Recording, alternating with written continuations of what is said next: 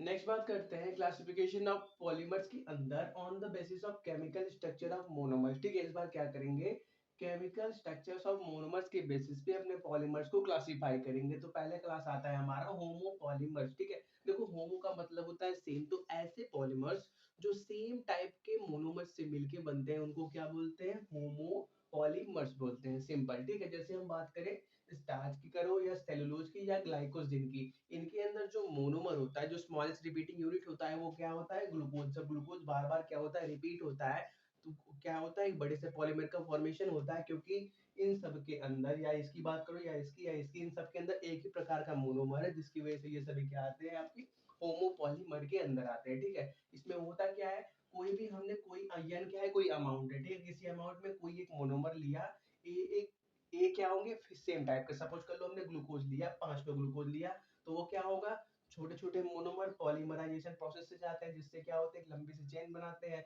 जिससे क्या होगा, वो एक लंबी से पॉलीमर के फॉर्म में कन्वर्ट हो जाएगा। ठीक है, नेक्स्ट क्लास है हमारा कोपॉलीमर्स के बारे में। ठीक है, इसमें क्या होता है, ऐसे पॉलीमर्स जो एक से ज्यादा और अलग अलग प्रकार के मोनोमर्स से मिलके बनते हैं, उनको हम क्या बोलते हैं, कोपॉलीमर्स बोलते हैं। जैसे देखो, हमने नायलॉन 66 का फॉर्मेशन देखा था कि वो बनता कैसे है। उसके अंदर दो प्रकार के मोनोमर्स होते हैं, एक होता है एटिपिक एसिड और एक होता है हेक्सामेथिलीन डायमीन। दोनों हमने देखा था, हमने क्या किया था, एटिपिक एसिड का कुछ नंबर लिया था, कुछ नंबर हेक्सामेथिलीन डायमीन का लिया था, फिर क्या किया, दोनों को रिएक्ट करा के कुछ नया कंपाउंड बनाया था, उस नए कंपाउंड को क्या बोला था, नायलॉन 66 बोला था। तो देखो हमने किया क्या था, हमने कुछ लिया था एटिपिक एसिड, कुछ लिया था हेक्सामेथिलीन डायमीन, और रिजल्ट में जो नायलॉन 66 था कुछ ऐसी फॉर्म में उसका स्ट्रक्चर था। तो देखो जो आपके कोपॉलीमर्स होते हैं वो इसी फॉर्म में अपना जनरल स्ट्रक्चर रखते हैं। ठीक है, जैसे और एग्जांपल की बात करें, जैसे हम बात करें ब्यूटाइल रबर के बारे में। ठीक है, तो इसके अंदर जो मोनोमर होता है वो होता है आइसोब्यूटिलीन और आइसोप्रीन होता है। ठीक है, जैसे टेरिलीन की बात करें तो इसके अंदर भी मोनोमर दो प्रकार के होते हैं और दोनों डिफरेंट, एक होता है टेरिफेलिक एसिड और एक होता है एथिलीन ग्लाइकोल होता है। ठीक है,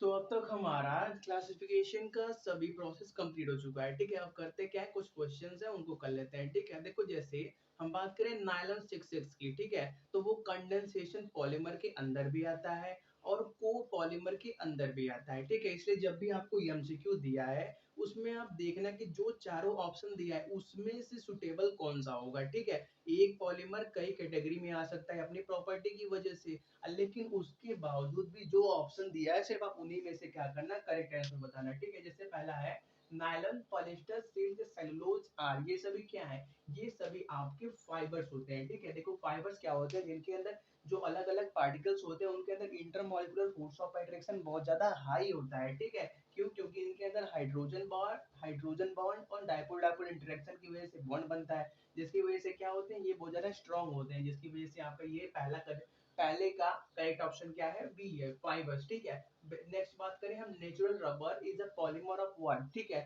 तो देखो ये क्वेश्चन हमने किया नहीं था, लेकिन देखो इसका करेक्ट ऑप्शन है ए। ठीक है, जो आपका नेचुरल रबर है वो सिस आइसोप्रीन का पॉलीमर होता है। ठीक है, देखो यार, जितने भी मोनोमर होते हैं या फिर जितने भी पॉलीमर की आप बात कर रहे हो उनका नंबर बहुत ज्यादा है, तो हर हर एग्जांपल में हर किसी को तो नहीं ले सकते, इसलिए क्या करते हैं, कुछ बचता है तो क्वेश्चन के फॉर्म में करा देते हैं। ठीक है, देखो ये लास्ट क्वेश्चन क्या है, मोनोमर ऑफ नाइलॉन 66। देखो इसका तो अभी हमने जस्ट किया था कि मोनोमर ऑफ नाइलॉन 66 क्या है, हेक्सामेथिलीन डायमीन और एटिपिक एसिड दोनों में, मतलब क्या, हमारा करेक्ट ऑप्शन क्या हो गया, थर्ड हो गया। ठीक है, इनको नोट करो, कुछ और क्वेश्चन है उनकी बात करते हैं।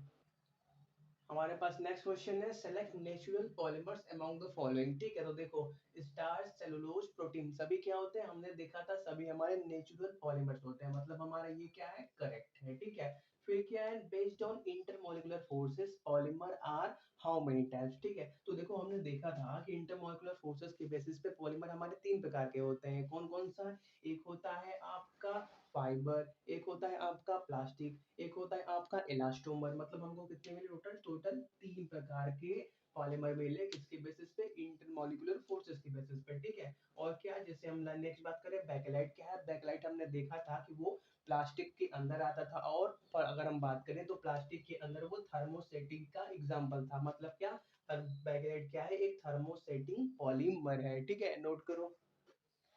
नेक्स्ट है हमारे पास homopolymers are made up of, ठीक है। तो हमने क्या देखा था, होमोपॉलीमर क्या होता है, सेम प्रकार के मोनोमर से बनते हैं और मोनोमर्स का नंबर क्या होता है, फिक्स नहीं होता है, ठीक है। वो क्या होता है, इनफाइनाइट होता है, ठीक है। तो देखो नेक्स्ट बात करते हैं टेफ्लॉन के बारे में। टेफ्लॉन हमने देखा था कि वो होमोपॉलीमर और एडिशनल पॉलीमर दोनों के अंदर आता, मतलब दोनों के एग्जाम्पल के अंदर आता है, ठीक है। तो हमारा 8वां क्वेश्चन का करेक्ट आंसर क्या हो गया, 4 हो गया, बोथ 1 एंड 3, ठीक है। तो इसी के साथ हमारा क्लासिफिकेशन का कॉन्सेप्ट कंप्लीट होता है, ठीक है। इसके बाद क्या करेंगे, नेक्स्ट कॉन्सेप्ट की बात करेंगे।